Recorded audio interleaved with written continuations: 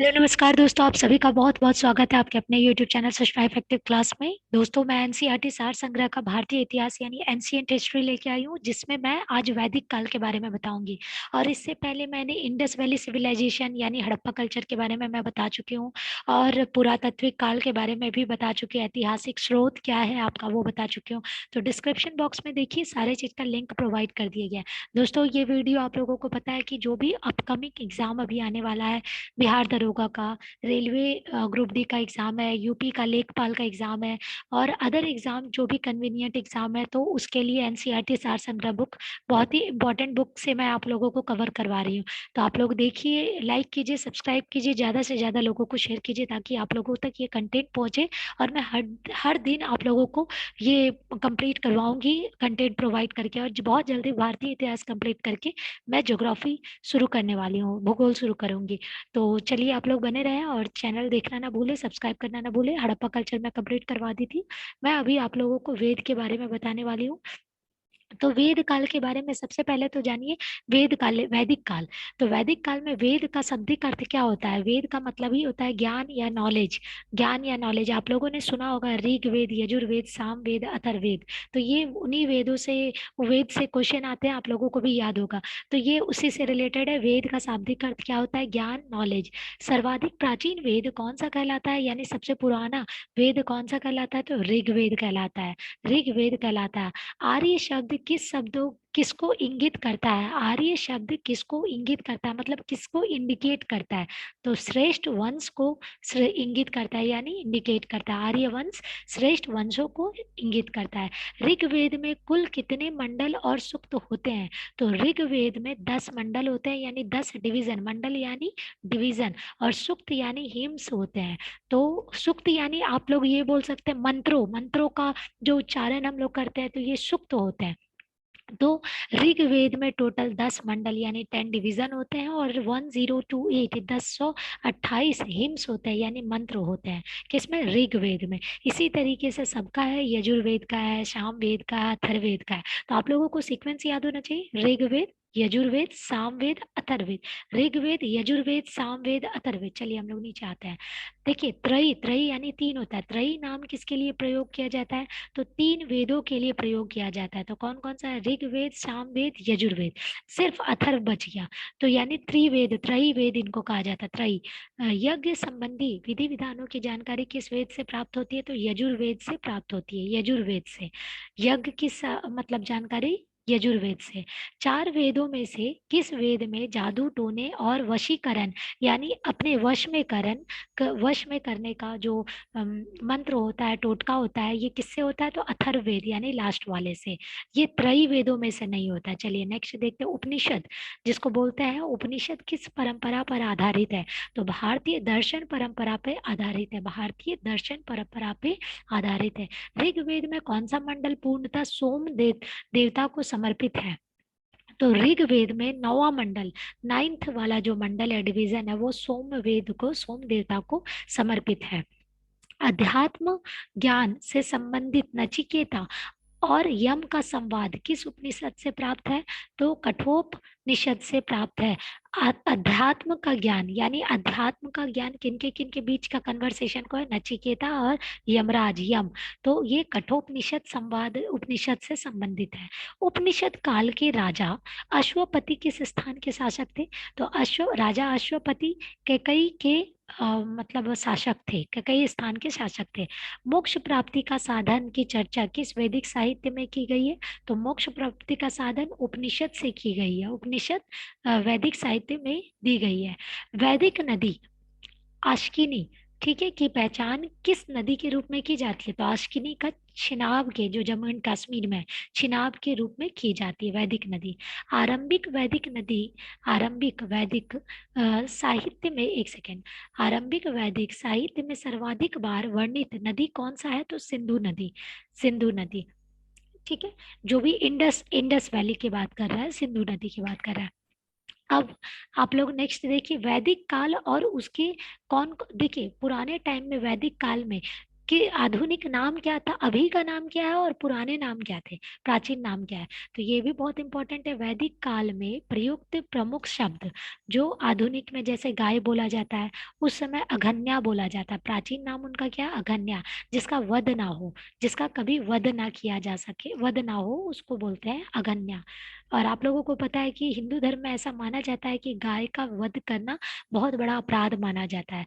राजा को प्राचीन नेम गोपा बोला जाता है। राजा गोपा, गाय अगन्या, राजा गोपा, अतिथि गोहंता गोहन, अतिथि गोहंता गोहन। धनी व्यक्ति यानी रिच पर्सन क्या है, गोमत, रिच पर्सन गोमत। युद्ध का क्या है, युद्ध का है गविष्ट गेशु गम्य, गविष्ट गेशु गम्य। पुत्री को बोला जाता है दुहिता, पुत्री दुहिता, पुत्री दुहिता। अनाज धान्य, अनाज धान्य। मरुस्थल आपका डेजर्ट जो है, मरुस्थल धनव, धनव, धनव, मरुस्थल धनव। उपजाऊ भूमि यानी एग्रीकल्चरल फील्ड जो होता है, उर्वरा, उर्वरा, उर्वरा। पशुचारण योग्य भूमि, खिलय, खिलय, जिसको अभी खरियान बोला जाता है उसको खिलय। हल से बनी नालियां, हल से बनी नालियां, सीता। चलिए एक बार रिपीट कर देते हैं, फिर से देखिए। गाय अघन्या, राजा गोपा, अतिथि गोहंता, अतिथि गोहंता गोहन, धनी व्यक्ति, धनी व्यक्ति गौमत, युद्ध गविष्ठ गेशु गम्य, पुत्री दुहिता, पुत्री दुहिता। अनाज धान्य, मरुस्थल धनव्य, धनव्य। उपजाऊ भूमि उर्वरा, पशुचारण योग्य भूमि खिलय, हल से बनी नालियां, सीता। चलिए, कौन सा वेद ऋग्वेद पर आधारित संगीतमय रचनाओं का समलंकन है, रचनाओं का समलंकन है? तो शाम वेद। ठीक है, शाम वेद। चलिए नेक्स्ट देखते हैं। वर्ण के, वर्ण व्यवस्था यानी कास्ट सिस्टम का सर्वप्रथम विवरण कहाँ से किया गया है? अभी आप लोग जानते होंगे जातिवादी जिसको बोलते हैं, कास्ट सिस्टम, वो ऋग्वेद से, ऋग्वेद के 10वें मंडल यानी 10th डिवीजन से लिया गया है ऋग्वेद। इसका आप लोग अंदाजा, मतलब अंदाजा लगा सकते हैं कि कितने पुराने समय से चल रहा है।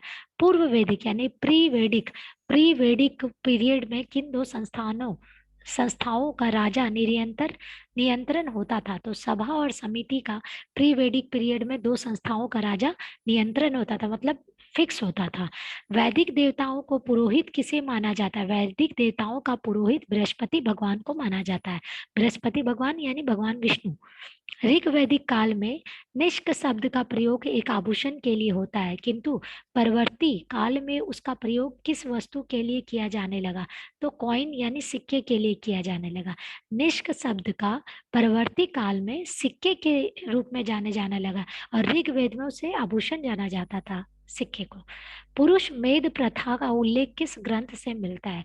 पुरुष मेद प्रथा का सतपथ ब्राह्मण से मिलता है, सतपथ ब्राह्मण से मिलता है। अब मैं आप लोगों को चारों वेदों का नाम और वो कब, उसके अंदर कितने सूक्त है, वो कौन से ब्राह्मण ने लिखा, और उसका उपवेद क्या है, वो मैं आपको बताने वाली हूँ। चलिए आगे देखिए।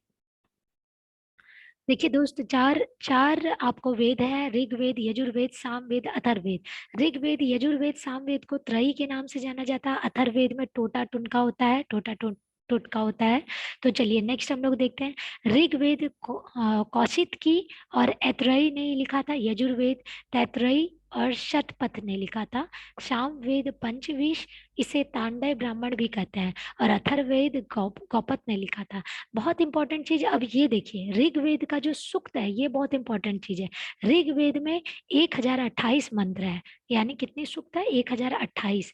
यजुर्वेद वेद में कोई सूक्त का प्रमाण नहीं मिला है। शाम वेद में 1875, शाम वेद में 1875 मंत्र है, और अथर्ववेद में 6000 मंत्र है, अथर्ववेद में 6000 मंत्र है।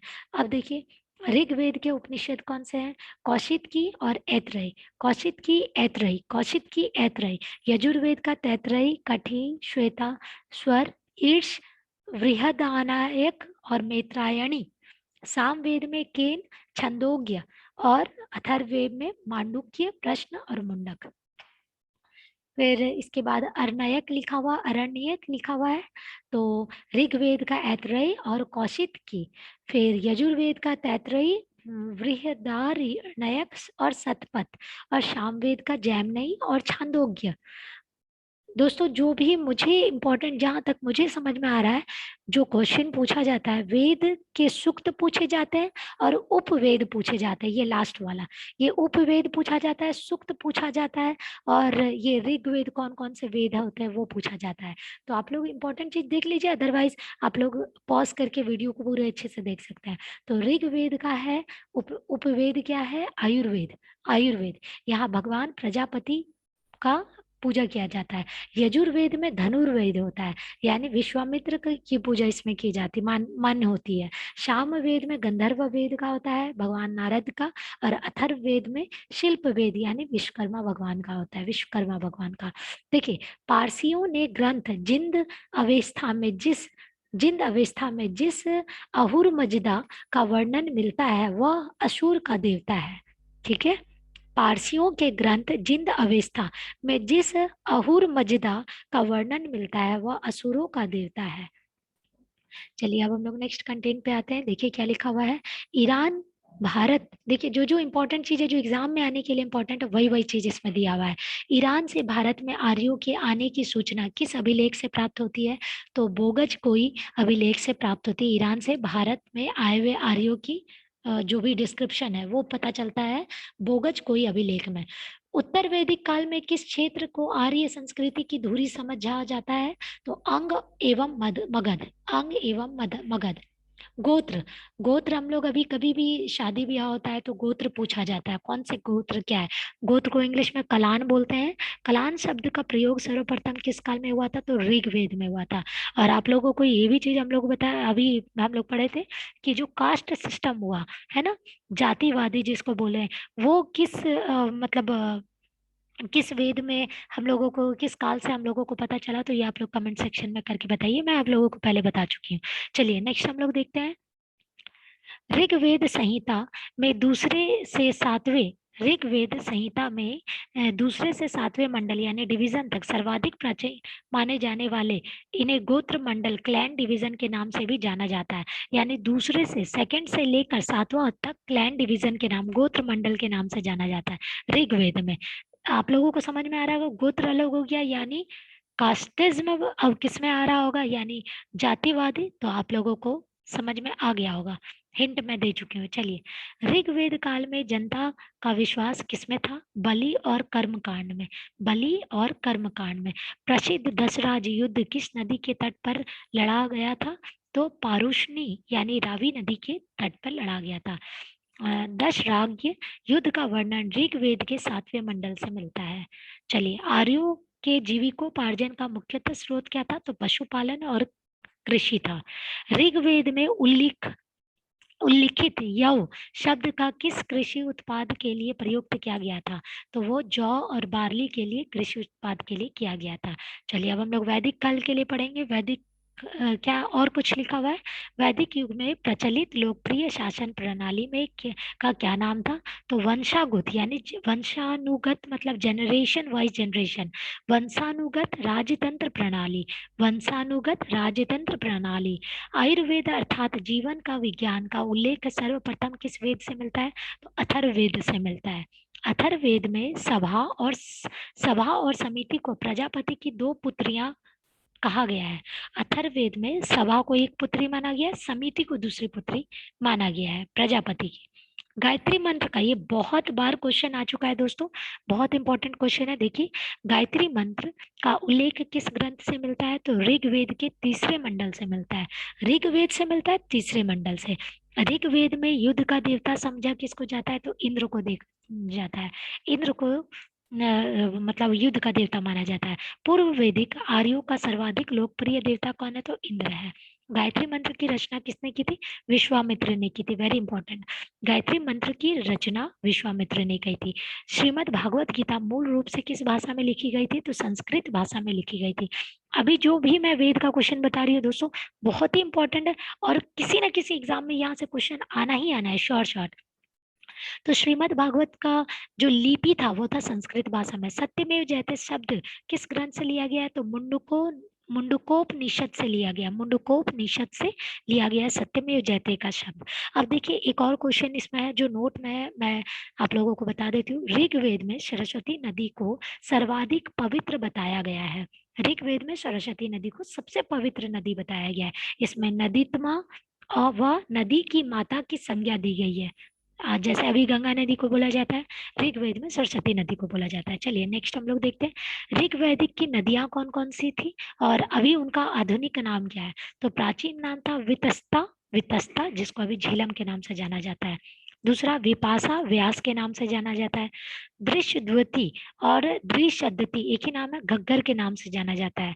चलिए कुब्रू, कुब्रू कुरम के नाम से जाना जाता है। कुंभा काबुल के नाम से जाना जाता है। सदानीरा गंडक के नाम से जाना जाता है। अस्किनी चिनाब के नाम से जाना जाता है। सतुद्री सतलज के नाम से, गोमल गोमती के नाम से, सिंधु सिंध के नाम से, सरस्वती गग्गर के नाम से, सुषोमा सोहन के नाम से, स्वास्तु स्वात के नाम से। और हो गया यहाँ तक। मैं फिर से रिपीट कर देती हूँ आप लोगों को। प्राचीन नाम मैं यहाँ बोलूंगी और यहाँ अभी का नाम बोलूंगी। ऋग्वेदिक वेद काल के समय की जो नदियां हैं, तो वितस्ता झेलम, विपाशा व्यास, त्रिशद्वती और द्विशद्वती घग्गर, क्रुबु क्रुबु होता है कुर्रम, कुंभा काबुल, सदानीरा गंडक, आस्किनी चिनाब, सतुर्दी सतलज, गोमल गोमल गोमती, सिंधु सिंध, सरस्वती घग्गर, सौशुमा सुशोमा सोहन और सुस्वास्तु स्वात। चलिए आगे देखते हैं ऋग्वेद की मूल लिपि क्या थी। ऋग्वेद मूल लिपि यानी लिखावट क्या थी, तो ब्राह्मणी थी। जीविकोपार्जन यानी जीने के लिए हेतु वेद वेदांग पढ़ने वाला अध्यापक क्या कहलाता था, तो उस समय उपाध्याय कहलाता था, अभी भी उपाध्याय ही कहलाता है। राजा की उत्पत्ति का सिद्धांत किस ब्राह्मण ग्रंथ से मिलता है, तो ऐतरेय ब्राह्मण में मिलता है। सुलभ सूत्र किस विषय से संबंधित पुस्तक है, तो ज्यामिति यानी ज्योमेट्री से है सुलभ सूत्र। अस्तो माँ सदगमय, अस्तो माँ सदगमय, तमसो माँ ज्योतिर्गमय, आप लोगों ने सुने होंगे ये चीज। तो अस्तो माँ सदगमय वाक्यांश कहाँ से लिया गया है, तो बृहदारण्यक उपनिषद से लिया गया है। चरक संहिता नामक पुस्तक किस विषय पर संबंधित है, चिकित्सा। चरक चिकित्सा, चरक चिकित्सा। याज्ञवल्क्य वल्क्य गागरी संवाद किस उल्लेख से मिलता है, तो बृहदारण्यकोपनिषद से मिलता है। वैदिक काल में लंबे समय तक अविवाहित रहने वाली कन्या को क्या कहा जाता है, अमाजु कहा जाता है, अमाजु कहा जाता है। वैदिक काल में द्विज श्रेणी में कौन कौन शामिल थे, तो ब्राह्मण थे, क्षत्रिय थे और वैश्य थे। ब्राह्मण क्षत्रिय वैश्य, अभी भी ये नाम से सब लोग जानते हैं, ब्राह्मण है, जात जात कास्टिज्म के नाम से इनको जानते हैं, ब्राह्मण क्षत्रिय वैश्य। तो दोस्तों आप लोगों का वैदिक काल फिनिश होता है। अब मैं नेक्स्ट में आप लोगों को जैन धर्म बौद्ध धर्म के बारे में बताऊंगी। तो आप लोग डिस्क्रिप्शन बॉक्स में देख सकते हैं, मैं ऑनलाइन करंट अफेयर्स भी प्रोवाइड करती हूँ, स्पीडी भी कंप्लीट करवा चुकी हूँ। तो दोस्तों पसंद आए तो लाइक एंड सब्सक्राइब कीजिए और दोस्तों से ज़्यादा शेयर कीजिए। तब तक के लिए नमस्कार।